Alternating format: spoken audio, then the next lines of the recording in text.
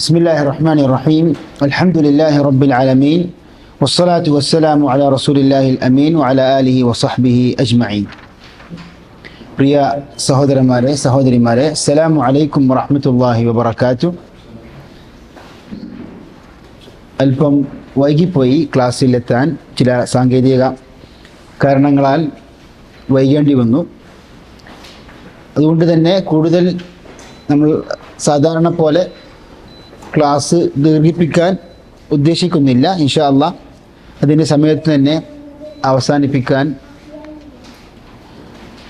ഉദ്ദേശിക്കുന്നു. അല്ലാഹു സുബ്ഹാനഹു വ തആല നമ്മുടെ ഈ കൂടിയിരുത്തം സാലിഹായ അമലായി സ്വീകരിക്കുമാറാകട്ടെ. അനന്തരാവകാശ വിഷയങ്ങളാണ് നാം പഠിച്ചുകൊണ്ടിരിക്കുന്നത്. അനന്തരാവകാശ വിഷയവുമായി ബന്ധപ്പെട്ട് നമ്മൾ പലപ്പോഴും മനസ്സിലാക്കിയിട്ടുള്ളതാണ് 3 ആയത്തുകളാണ് ഖുർആനിൽ ഉള്ളത്. അവയിൽ 2 ആയത്തുകളും നാം പഠിച്ചു. വിശദീകരണങ്ങൾ പണ്ഡിതന്മാർ നൽകിയ വിശദാംശങ്ങൾ നമ്മൾ പഠിച്ചു മനസ്സിലാക്കിയതാണ്. ഓരോ അവകാശിക്കും അല്ലാഹു സുബ്ഹാനഹു വ തആല നിശ്ചിത കണക്ക് പ്രകാരം അവകാശം തീരുമാനിച്ചിട്ടുണ്ട്. ആ കണക്കെല്ലാം നാം പഠിച്ചു. അല്ലാഹു സുബ്ഹാനഹു വ തആല നിർണയിച്ച കണക്കിനാണ് ഫർദ് എന്ന് പറയുക. എന്നാൽ നിർണിതമല്ലാത്ത കണക്കിന്, നിർണിതമല്ലാത്ത അവകാശങ്ങൾക്ക് തഅസീബ് എന്നും പറയും. കഴിഞ്ഞ ക്ലാസ്സുകളിലൂടെ നമുക്ക് പഠിക്കാൻ സാധിച്ചത് മക്കളുടെ, സന്താനങ്ങളുടെ അവകാശം, അതുപോലെ തന്നെ മാതാപിതാക്കളുടെ അവകാശം, മാതാവൊത്ത സഹോദരന്മാരുടെ അവകാശം, ഭാര്യമാരുടെയും ഭർത്താക്കന്മാരുടെയും അവകാശങ്ങൾ, ഇതെല്ലാം നാം ആയത്തുകളുടെ വെളിച്ചത്തിൽ പഠിച്ചു. ഇന്ന് നമ്മൾ പഠിക്കാൻ ഉദ്ദേശിക്കുന്നത് സൂറത്തുൻ നിസായിലെ അവസാനത്തെ ആയത്തും അനന്തരാവകാശ ആയത്തുകളുടെ അവസാനത്തെ ആയത്തുമാണ് നാം പഠിക്കാൻ ഉദ്ദേശിക്കുന്നത്. അതോടെ ഖുർആനിലൂടെ അനന്തരാവകാശ വിഷയങ്ങൾ പൂർണ്ണമായി എന്ന് പറയാം. പക്ഷേ അനന്തരാവകാശ വിഷയവുമായി ബന്ധപ്പെട്ട് വേറെ ഹദീസുകളും ഉണ്ട്. അതും കൂടി വായിച്ച് പഠിച്ച് മനസ്സിലാക്കി കഴിഞ്ഞാൽ അനന്തരാവകാശ വിഷയങ്ങളുടെ അടിസ്ഥാന തത്വങ്ങൾ നമുക്ക് പൂർത്തിയാക്കി എന്ന് അവകാശപ്പെടാം. സൂറത്തുൻ നിസായിലെ 176-ാമത്തെ ആയത്താണ് അവസാനത്തെ ആയത്തും അനന്തരാവകാശ വിഷയങ്ങളിൽ അവസാനത്തെ ആയത്തുമാണ്. നമ്മൾക്ക് തഫ്സീറിലേക്ക് പ്രവേശിക്കുന്നതിന് മുമ്പ് നമുക്ക് ആയത്ത് ഒരുമിച്ച് പാരായണം ചെയ്യാം. അഊദു ബില്ലാഹി മിനശ് ശൈത്വാനിർ റജീം.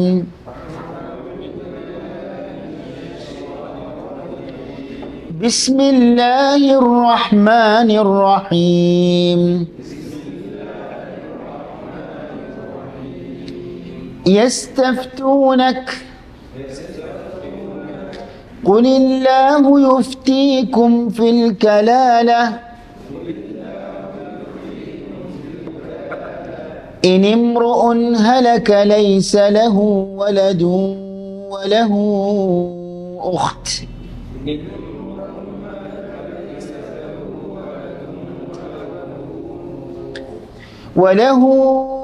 أخت فلها نصف ما ترك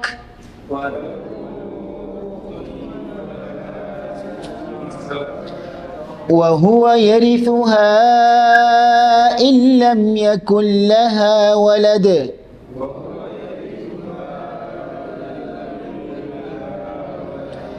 وهو يرثها إن لم يكن لها ولد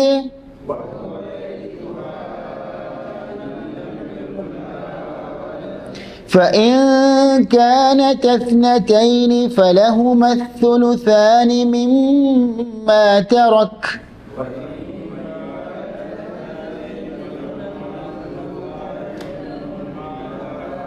فإن كانت اثنتين فلهما الثلثان مما ترك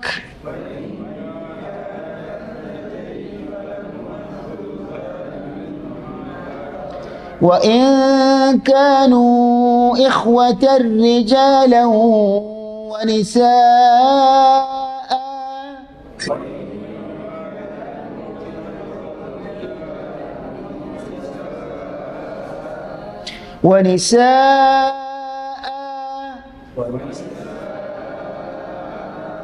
فللذكر مثل حظ الأنثيين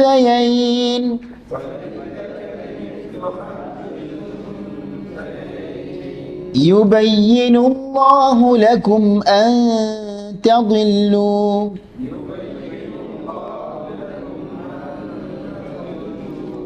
والله بكل شيء عليم.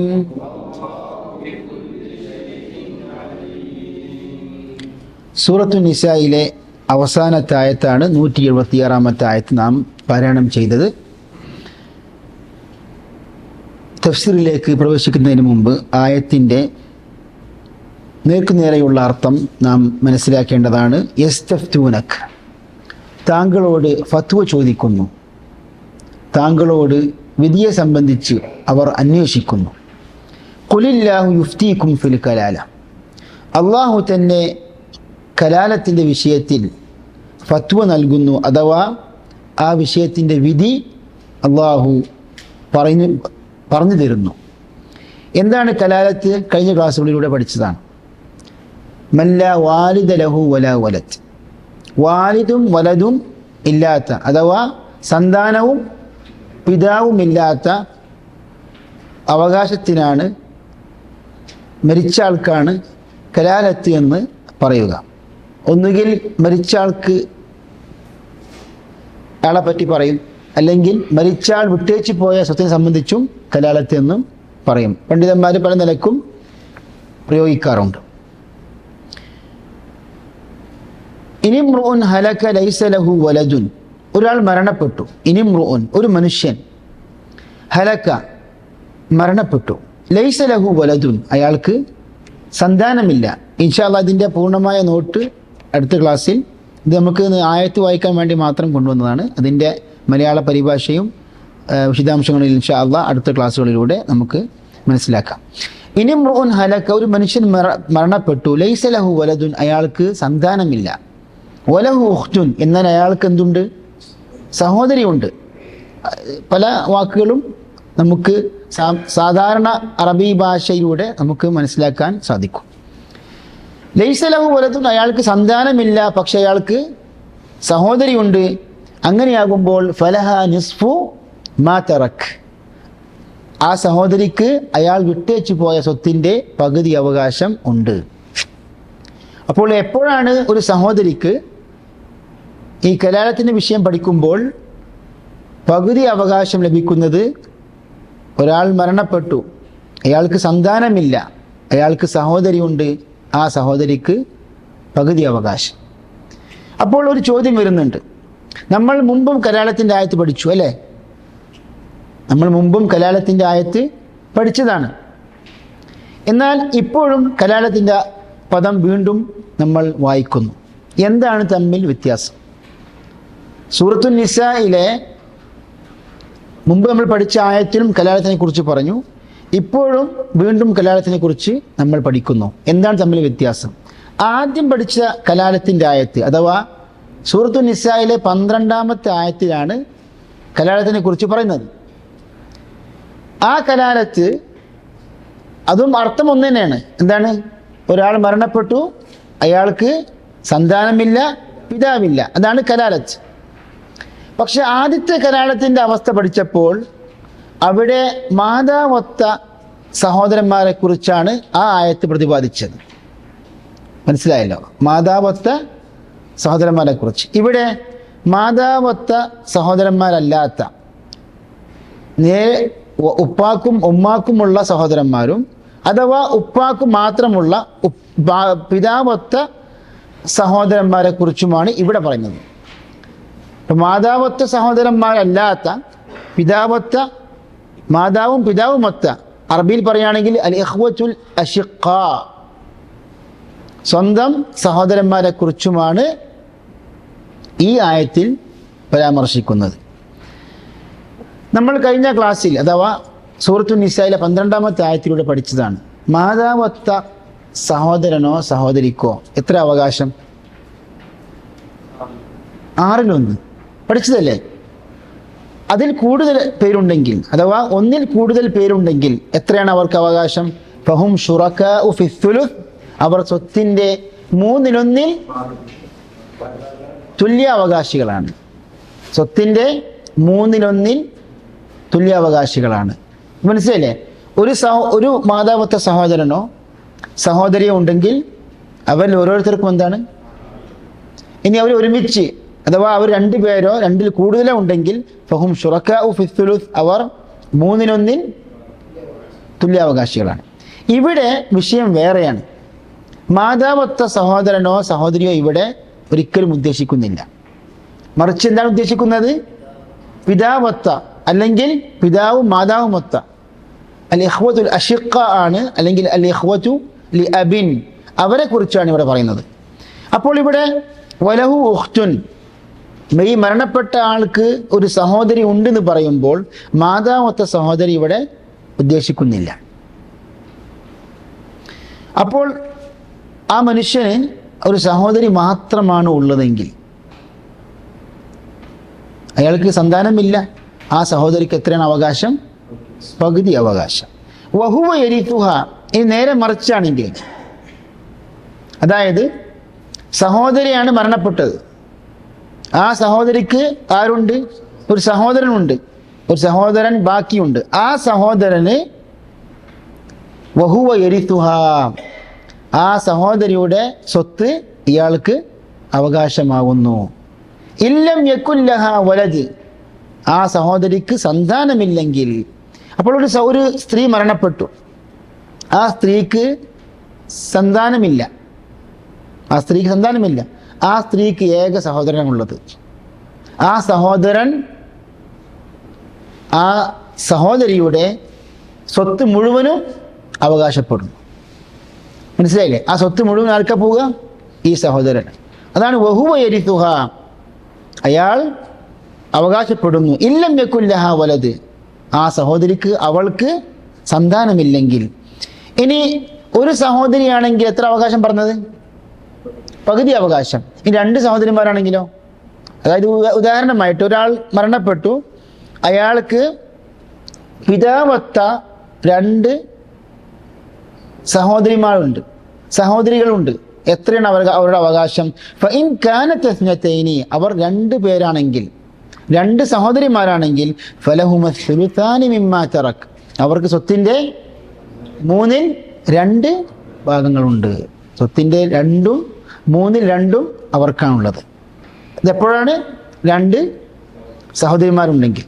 ഈ ആയത്ത്, ഈ ഭാഗം നമ്മൾ മുമ്പ് പഠിച്ചിട്ടുണ്ട്. ഓർമ്മ ഉണ്ടോ? ആരെ ഓർമ്മപ്പെടുത്തുക?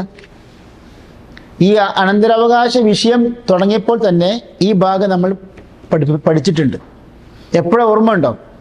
അതായത് ഒരാൾ മരണപ്പെട്ടു, അയാൾക്ക് ഒരു മകൾ മാത്രമേ ഉള്ളൂ. എത്ര അവരുടെ അവകാശം? ആ മകളുടെ അവകാശം പകുതിയാണ്. വഇൻ കാനത് വാഹിദതൻ ഫലഹ നിസ്ഫ്, അവൾ ഒറ്റയാണെങ്കിൽ അവൾക്ക് പകുതി അവകാശമാണുള്ളത്.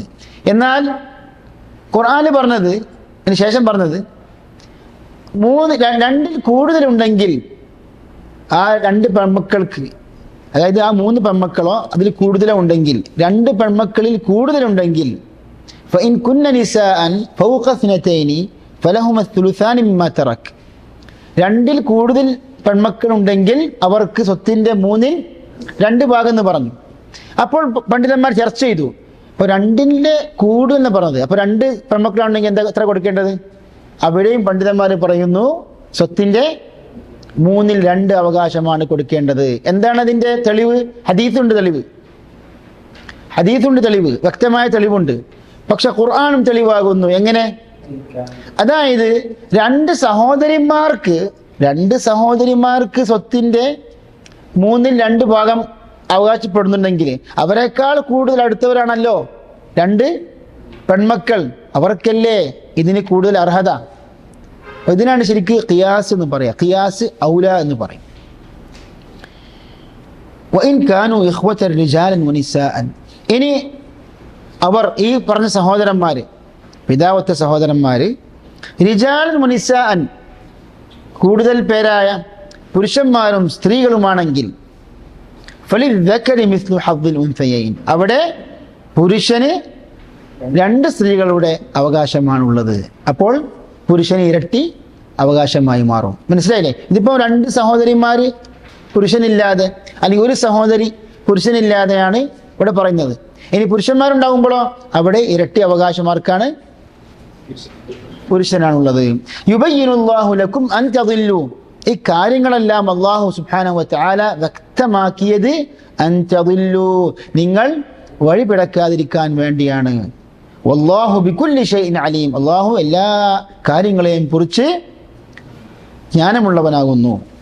യഥാർത്ഥത്തിൽ നമുക്കറിയാം അല്ലാഹു സുബ്ഹാനഹു വ തആല ഇത്രയും വ്യക്തമായി യാതൊരു പ്രയാസവുമില്ലാതെ വ്യക്തമാക്കിയൊരു വിഷയമാണിത്. കാരണം ഈ വിഷയം, സാമ്പത്തിക മേഖല എന്ന് പറയുമ്പോൾ എത്ര അടുത്ത കുടുംബക്കാരാണെങ്കിലും ഈ സ്വത്തിൻ്റെ വിഷയം വരുമ്പോൾ പലപ്പോഴും നമുക്ക് കാണാറുള്ള ഒരു യാഥാർത്ഥ്യമാണ് സ്വത്തിൻ്റെ പേരിൽ തമ്മിൽ തെറ്റുകയും വിദ്വേഷങ്ങൾ, വൈരാഗ്യങ്ങൾ വളർന്നു വരികയും ചെയ്യുന്നൊരു അവസ്ഥ. അതുകൊണ്ട് തന്നെ അള്ളാഹു പറയുന്നു യുബയ്യിനുല്ലാഹു ലക്കും അൻ തദില്ലു, നിങ്ങൾ വഴി പിഴക്കാതിരിക്കുവാൻ വേണ്ടി അള്ളാഹു വ്യക്തമാക്കിയിരിക്കുന്നു. വല്ലാഹു ബികുല്ലി ഷൈഇൻ അലീം. പ്രിയ സഹോദരന്മാരെ, സഹോദരിമാരെ, അള്ളാഹു സുബ്ഹാനഹു വ തആല 3 ആയത്തുകളിലൂടെയാണ് അനന്തരാവകാശ വിഷയങ്ങൾ വിശദീകരിക്കുന്നത്. ഒരു കാര്യം നമുക്ക് ചിന്തിക്കാനുണ്ട്. അനന്തരാവകാശ വിഷയങ്ങളുമായി ബന്ധപ്പെട്ട ഈ 3 ആയത്തുകൾ എന്ന് പറയുമ്പോൾ 2 ആയത്തുകൾ 11, 12, 3-ാമത്തെ ആയത്ത് 176-ാമത്തെ ആയത്ത്. എന്താണ് ഇങ്ങനെ ഒരു ഇങ്ങനെ ഈ 3 ആയത്തുകൾ തമ്മിൽ ഇത്ര ഒരു ഗ്യാപ്പ് ഉണ്ടാകാനുള്ള കാരണം എന്താണ് എന്ന് നാം ചിന്തിക്കേണ്ടതാണ്. അവിടെയാണ് ഇമാം റാസി റഹ്മഹുല്ലാ അദ്ദേഹത്തെ തഫ്സീറിൽ ഈ ചോദ്യത്തിന് ഉത്തരം നൽകുന്നത്. ഇമാം റാസി പറയുന്നു, അദ്ദേഹം വളരെ സൂക്ഷ്മമായി ഈ കാര്യം പഠനം നടത്തിയതിനു ശേഷം പറയുകയാണ്, ഇഅ്ലം അന്നഹു തആല തകല്ലമ ഫി അവ്വലി സൂറത്തി ഫി അഹ്കാമിൽ അംവാൽ. ഈ സൂറത്തിൻ്റെ ആരംഭത്തിൽ അല്ലാഹു സുബ്ഹാനഹു വ തആല സമ്പത്തിനെ സംബന്ധിച്ചുള്ള നിയമങ്ങളാണ് പറഞ്ഞത്. സമ്പത്തിൻ്റെ നിയമങ്ങൾ ഈ സൂറത്തിൻ്റെ ആദ്യം പറഞ്ഞു, നമുക്ക് വിശദീകരിച്ചു തന്നു. അഥവാ സ്ത്രീകൾക്ക് നൽകേണ്ട അവകാശമായ മഹറിനെ സംബന്ധിച്ച് പറഞ്ഞു.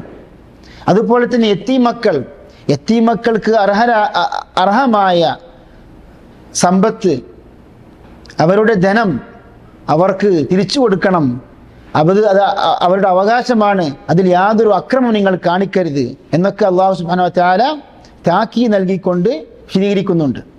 അപ്പോൾ ഈ സൂറത്തിൻ്റെ ആരംഭം അമ്വാലിനെ കുറിച്ചുള്ള ഒരു ചർച്ചയാണ്. അതിൻ്റെ ഒടുക്കവും അവസാനവും ഈ അല്ലാഹു സുബ്ഹാനഹു വ തആല തീരുമാനിച്ച സാമ്പത്തിക വിഷയങ്ങളിലുള്ള ഒരു ചർച്ചയാണ് അവസാനത്തിലും എന്ന് ഇമാം റാസി പറയുന്നു. വഖതമ ആഖിറഹാ ബിദാലിക്, ആ നിയമങ്ങൾ കൊണ്ടാണ് ഈ സൂറത്ത് അവസാനിപ്പിച്ചതും. ലിയകൂനൽ ആഖിറു മുശാക്കിന ലിൽ അവ്വൽ, അതായത് സൂറത്തിൻ്റെ ആരംഭവും തുടക്കവും ഒടുക്കവും തമ്മിൽ യോജിക്കാൻ വേണ്ടി. ഇത് ഖുർആന്റെ ശൈലിയാണ്. പലപ്പോഴും പല സൂറകൾ എടുത്തു നോക്കിയാൽ തുടക്കം തൗഹീദ്, അവസാനം തൗഹീദ്, അങ്ങനെ പണ്ഡിതന്മാർ ചർച്ച വിഷയമാണ്. എന്താണ്? സൂറത്തുകളുടെ, അധ്യായങ്ങളുടെ ആരംഭവും അവസാനവും തമ്മിലുള്ള യോജിപ്പ്. തനാസുബുൽ ആയാതി വസ്സുവർ, അത്തനാസുബു ബൈനൽ ഫവാതിഹി വൽ ഖവാതീം എന്നൊക്കെ പണ്ഡിതന്മാർ ചർച്ച ചെയ്ത അത് ആയത്തുകൾ തമ്മിലുള്ള യോജിപ്പ്. അതിനെ പറയാം ഇൽമുൽ മുനാസബ എന്ന് തഫ്സീറിൻ്റെ സാങ്കേതിക ഭാഷയിൽ അതിന് ഇൽമുൽ മുനാസബ, ഇൽമു തനാസുബ് എന്നൊക്കെയാണ് പണ്ഡിതന്മാർ പറഞ്ഞിട്ടുള്ളത്. മാത്രമല്ല ഇമാം റാസി പറയുന്നു, ഖാല അഹ്ലുൽ ഇൽം, പണ്ഡിതന്മാർ പറഞ്ഞു, ഇന്നല്ലാഹ തആല അൻസല ഫിൽ കലാലത്തി ആയത്തൈൻ, കലാലത്തുമായി അള്ളാഹു 2 ആയത്തുകൾ അവതരിപ്പിച്ചിട്ടുണ്ട്. നമുക്കറിയുന്ന വിഷയമാണല്ലോ. ആയത്ത് ഇഹ്ദാഹുമാ ഫിശ്ശിതാ, 1-ാമത്തെ ആയത്ത് ശൈത്യകാലത്ത്, തണുപ്പുള്ള സമയത്താണ് അള്ളാഹു, ഷിതായിലാണ്, വിന്ററിലാണ് അള്ളാഹു അവതരിപ്പിച്ചത്. വഹിയല്ലത്തി ഫി അവ്വലി ഹാദിഹി സൂറ, അതാകുന്നു ആദ്യത്തെ ആയത്ത്. കലാലത്തിൻ്റെ ആദ്യത്തെ ആയത്ത് എത്രാമത്തെ ആയത്താണ്? 12ാമത്തെ ആയത്ത്. വൽ ഉഖ്റാ ഫി സൈഫ്, കലാലത്തിൻ്റെ 2ാമത്തെ ആയത്ത് അഥവാ 176ാമത്തെ ആയത്ത് അള്ളാഹു ഉഷ്ണകാലത്താണ്, ചൂടുള്ള കാലത്താണ്, സൈഫിലാണ് അള്ളാഹു ഇറക്കിയിട്ടുള്ളത്. വലിഹാദാ തുസമ്മ ഹാദിഹിൽ ആയതു ആയത സൈഫ്. പണ്ഡിതന്മാർക്ക് വളരെ പരിചയമുള്ള ഒരു സംഗതിയാണ് ഈ നമ്മളിപ്പോൾ പാരായണം ചെയ്ത ഈ കലാലത്തിൻ്റെ അവസാനത്തെ ആയത്ത് ആയത്തു സൈഫ്, സൈഫിൻ്റെ ആയത്ത്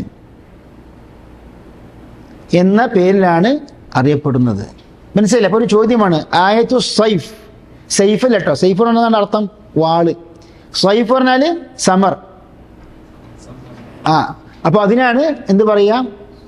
സൈഫ് എന്ന് പറയാം. അപ്പോൾ സൈഫിൻ്റെ ആയത്ത് എന്ന് പറഞ്ഞാൽ ഈ കലാലത്തിൻ്റെ അവസാനത്തെ ആയത്താകുന്നു, കലാലത്തിൻ്റെ അവസാനത്തെ ആയത്ത്. അപ്പോൾ കലാലത്തിൻ്റെ 2 ആയത്ത് നമ്മൾ വ്യത്യാസം മനസ്സിലായി. 1ാമത്തെ ആയത്ത് മാതാവത്ത സഹോദരന്മാരെ കുറിച്ചാണ്, 2ാമത്തെ ആയത്ത് മാതാവത്ത സഹോദരന്മാരെ അല്ലാത്ത സഹോദരന്മാരെ കുറിച്ചാണ് പ്രതിപാദിക്കുന്നത്. ഇതൊക്കെ പണ്ഡിതന്മാർ യഥാർത്ഥത്തിൽ ഏകോപിച്ച വിഷയങ്ങളാണ് കേട്ടോ. ഇതൊക്കെ ഇജ്മാഉള്ള വിഷയങ്ങളാണ്. എന്ത്? കലാലത്തിൻ്റെ ആദ്യത്തെ ആയത്ത് ഉദ്ദേശിക്കുന്നത് മാതാവത്ത സഹോദരന്മാരാണ്, അൽ ഇഖ്വത്തുൽ അതിൽ വിഷയത്തിൽ ഇജ്മാ ഇമാം ഇബ്നു കസീർ, ഖുർത്തുബി പോലുള്ള പണ്ഡിതന്മാരൊക്കെ പറഞ്ഞ ഇജ്മാ ആകുന്നു. ഇനി നമ്മൾ ഇതിൻ്റെ പ്രായോഗിക വശത്തിലേക്കൊന്ന് പ്രവേശിക്കാം. അതിൻ്റെ ബാക്കി ഭാഗം ഇൻഷാ അല്ലാഹ് നമുക്ക് പിന്നീട് വായിക്കാം. ഏതായാലും ഒരു കാര്യം നമ്മൾ മനസ്സിലാക്കി, ഒരു പിതാവത്ത സഹോദരി ഉണ്ടെങ്കിൽ ആ സഹോദരിക്ക് എത്രയാണ് അവകാശം? പകുതി അവകാശം പഠിച്ചു. അപ്പോൾ സഹോദരന്മാരുടെ അവകാശം പഠിക്കുമ്പോൾ കാര്യം ശ്രദ്ധിക്കണം. എപ്പോഴാണ് സഹോദരന്മാർക്ക് അവകാശം ഉണ്ടാകുന്നത്? സന്താനം ഉണ്ടാകാൻ പാടില്ല. 2ാമത്തെ നിബന്ധന പിതാവ് ഉണ്ടാകാൻ പാടില്ല. അഥവാ സന്താനങ്ങളോ പിതാവോ ഉണ്ടെങ്കിൽ സഹോദരന്മാർക്കും സഹോദരിമാർക്കും എന്തില്ല? അവകാശമില്ല. അതിനാണ് അറബി പറയല്, ഈ ഷർത്ത് പറയുമ്പോൾ അദമുൽ ഫർഇൽ വാരിസ് അദമുൽ അസ്ലിൽ വാരിസ്, ഫർഉ ശാഖയോ അതുപോലെ തന്നെ അസ്ലോ വേരോ ഉണ്ടാകാൻ പാടില്ല. ഇവിടെ അസ്ൽ കൊണ്ട് ഉദ്ദേശിക്കുന്നത് പിതാക്കന്മാർ, ശാഖ കൊണ്ട് ഉദ്ദേശിക്കുന്നത് മക്കൾ. ഇനി നമ്മൾ ചില ഉദാഹരണങ്ങൾ പെട്ടെന്ന് എഴുതിയിട്ട് നമുക്ക് അവസാനിപ്പിക്കാം. കാരണം ഉദാഹരണങ്ങളിലൂടെ നമുക്ക് കൂടുതൽ കാര്യങ്ങൾ മനസ്സിലാക്കാം. സഹോദരി, നമ്മൾ കഴിഞ്ഞ ക്ലാസ്സുകളിലൂടെയും ഇപ്പോൾ ഇന്നത്തെ ക്ലാസ്സിൻ്റെയും ഉദാഹരണങ്ങളാണ് നമ്മൾ ഇപ്പോൾ മനസ്സിലാക്കേണ്ടത്. ഈ ഉദാഹരണത്തിൽ ഇവിടെ ഭർത്താവും ഉണ്ട്, സഹോദരിയുമുണ്ട്. ഭർത്താവിന് എത്ര കൊടുക്കേണ്ടത്? ഭർത്താവിന് എത്രയാണ് കൊടുക്കേണ്ടത്? ആരാ പറയാ? നിസ്ഫ്. ഭർത്താവിന് പകുതി അവകാശമാണ്. പഠിച്ചതാണല്ലേ? അതായത് ഭാര്യമാർക്ക് മക്കളില്ലെങ്കിൽ ഭർത്താവ് എത്ര അവകാശം? നിസ്ഫാണ് അവകാശം. അപ്പോൾ ഇവിടെ നമുക്ക് പകുതി എഴുതാം, പകുതി അവകാശം. ഇനി സഹോദരിക്ക് എത്ര അവകാശം? എത്ര അവകാശം? പകുതി അവകാശം. അവിടെയും നിസ്ഫാണ്. മനസ്സിലായില്ല? അപ്പം ഇവിടെ സ്വത്തിനെ, ഇവിടെ ഭർത്താവ് എന്ന് പറയുമ്പോൾ ആരാ മരിച്ചത്? ഭാര്യയാണ് മരിച്ചത്. അപ്പം ഭാര്യൻ്റെ സ്വത്തിൻ്റെ ഓഹരിയാണ് ഇവിടെ പറയുന്നത്. അപ്പം ഭർത്താവിന് ഭാര്യയ്ക്കും പകുതി എന്ന് പറയുമ്പോൾ സ്വത്തിനെ 2 ഭാഗമാക്കി തിരിക്കാം. ഭർത്താവിന് ഒരു അവകാശവും സഹോദരിക്ക് ഒരു അവകാശവും. മനസ്സിലായില്ലേ? ഇനി 2ാമത്തെ ഒരു ഉദാഹരണം പറയാണ്.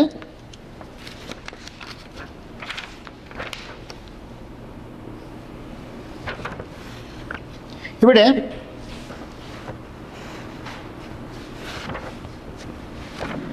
സഹോദരി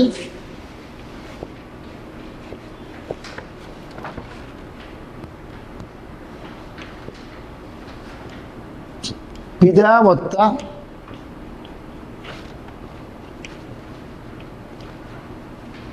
സഹോദര പുത്രൻ അതായത് പിതാവൊത്ത സഹോദരന്റെ പുത്രൻ അത് ഉദ്ദേശിക്കുന്നത്. ഇവിടെ എന്താണ്? സഹോദരിക്ക് എത്ര കിട്ടുക? പകുതിയാണ്. അതിന്റെ തെളിവ് എന്താണ്? ഇന്ന് പഠിച്ച ആയത്ത് എല്ലാവരും വേണമെങ്കിൽ നോക്കി നോക്കുക. ഇനി മ്രോൻ ഹലക്ക, ഒരാൾ മരണപ്പെട്ടു, ലൈസ ലഹു വലദുൻ, അയാൾക്ക് സന്താനമില്ല, വലഹു ഉഖ്തുൻ, അയാൾക്ക് സഹോദരി ഉണ്ട്, ഫലഹ നിസ്ഫു മാ തറക്, അയാൾ വിട്ടേച്ചു പോയ സ്വത്തിന്റെ പകുതി അവൾക്കുണ്ട്, അവൾക്ക് അവകാശമുണ്ട്. അപ്പോൾ പകുതിയാണ് ഈ സഹോദരിയുടെ അവകാശം. ഇനി പിതാവത്ത സഹോദരന്റെ പുത്രൻ എന്ന് പറയുമ്പം ഈ സഹോദരി ആരാണ്? മാതാവും പിതാവും ഒത്ത സഹോദരിയാണ്. മനസ്സിലായില്ലേ? ഇതോ സഹോദരനോ? ഇത് നേരിട്ട് സഹോദരനല്ല, സഹോദരന്റെ മകനാണ്. അപ്പോഴും ആൾക്ക് എന്താ ഉള്ളത്? അയാൾക്ക് ബാക്കി. എന്താ തെളിവ്? ഇതിന് തെളിവാണ് നമ്മൾ കഴിഞ്ഞ ക്ലാസ്സിലൂടെ പഠിച്ച ഹദീസ്. ഓർമ്മയുണ്ടോ? അൽഹഖുൽ ഫറായിദ ബി അഹ്ലിഹ, നിങ്ങൾ നിർണിത കണക്ക് പ്രകാരം അവകാശികൾക്ക് നൽകി കൊടുക്കുക. ഇനി ബാക്കിയുള്ളത് ഏറ്റവും അടുത്ത പുരുഷന്. അപ്പോൾ ഏറ്റവും അടുത്ത പുരുഷൻ ആരാണ്? ഇയാളാണ്. അപ്പോൾ ഇയാൾക്ക് എന്തുണ്ട്? ബാക്കിയുണ്ട്. ഇവിടെയും നമുക്ക് സ്വത്തിനെ 2 ഭാഗങ്ങളാക്കി തിരിക്കാം. ഒരു അവകാശം സഹോദരിക്കും, ബാക്കിയുള്ള അവകാശം. ഇവിടെ എന്താണ് വ്യത്യാസം? ഇവിടെയും ശരിക്കും ഭർത്താവിന് പകുതിയുണ്ട്. ഇവിടെ പിതാവത്ത സഹോദര പുത്രനും പകുതിയാണുള്ളത്. ശരിക്കും എന്താ വ്യത്യാസം? ഇത് ഫർദാണ്, ഇത് തഅസീബാണ്. മനസ്സിലായല്ലോ? അതായത് ഇത് അല്ലാഹു സുബ്ഹാനഹു വ തആല ഈ ഭർത്താവിന് ഈ പകുതി എന്ന അവകാശം നിശ്ചയിച്ചു കൊടുത്തതാണ്. അത് നിർണിതമാണ്.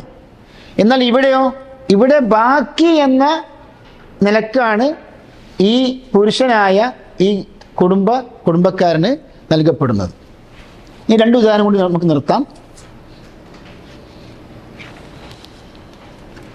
ശരി,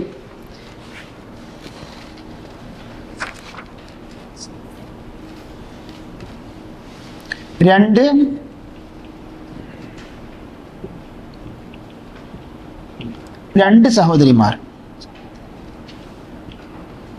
2 സഹോദരികൾ, ഭാര്യ, പിതൃവ്യൻ. 2 സഹോദരികൾ, ഭാര്യ, പിതൃവ്യൻ. 2 സഹോദരികൾക്ക് എത്രയാണ് അവകാശം? ഇന്ന് പഠിച്ച ആയത്തിന് വെളിച്ചെത്തി 3-ൽ 2. 3-ൽ 2 2 സഹോദരികൾക്ക് നൽകപ്പെടേണ്ടത്.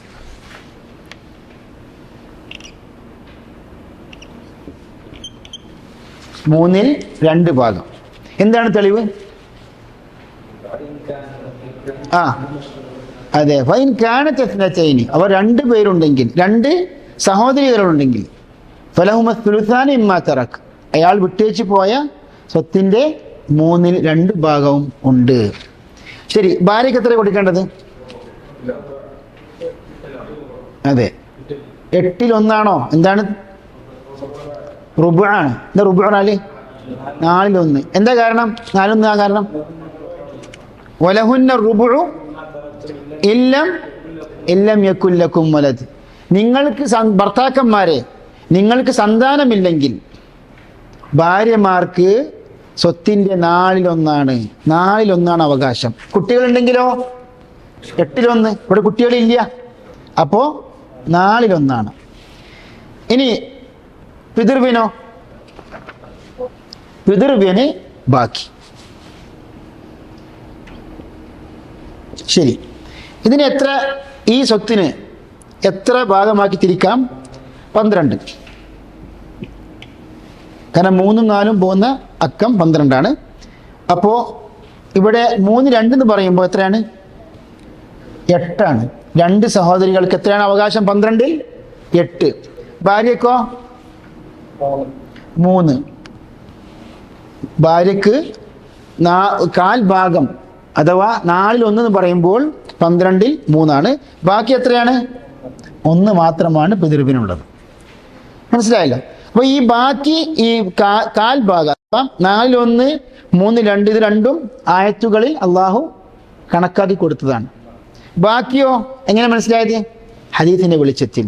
ഫമാ ബഖിയ ഫലി ഔലാ റജുലിൻ ദക്കർ. ഇമാം ബുഖാരി ഇമാം മുസ്ലിമും റിപ്പോർട്ട് ചെയ്ത ഹദീസിൻ്റെ അടിസ്ഥാനത്തിലാണത്. അപ്പോൾ ഈ ഉദാഹരണങ്ങളൊക്കെ നമ്മൾ ഓരോ പ്രാവശ്യം ചെയ്യുന്നുണ്ട്. ഇനി ഇൻഷാ അല്ലാഹ് ഉദാഹരണങ്ങൾ പഠിക്കും. അപ്പോൾ ഇനി ഇൻഷാ അല്ലാഹ് ഇനി ഏറി വന്നാൽ 1-2 ക്ലാസ് മാത്രമേ ഈ അനന്തരാവകാശ വിഷയവുമായി ബന്ധപ്പെട്ട് നമുക്ക് ബാക്കിയുള്ളൂ. ഈ ബാക്കി ഇനി വരാൻ പോകുന്ന 2 ക്ലാസ്സുകളിലും കാര്യമായി നമുക്ക് ഹദീസാണ് പഠിക്കാനുള്ളത്.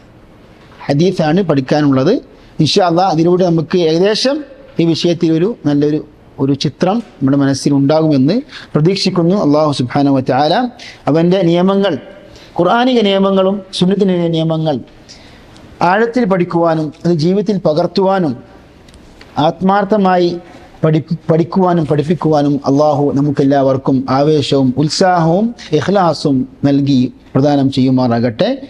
അള്ളാഹു നമ്മുടെ ഈ വൈകിയ വേളയിലുള്ള ഈ കൂടിയിരുത്തം സാലിഹായ അമലായി സ്വീകരിക്കുമാറാകട്ടെ. വസല്ലല്ലാഹു വസല്ലം അലാ നബിയിന വറസൂലിന മുഹമ്മദ് വഅലാ ആലിഹി വസഹ്ബിഹി അജ്മഈൻ വജസാകുമുല്ലാഹു ഖൈറ. വസല്ലല്ലാഹു വസല്ലം على نبينا محمد وعلى آله وصحبه وسلم تسليما كثيرا. السلام عليكم ورحمة الله وبركاته.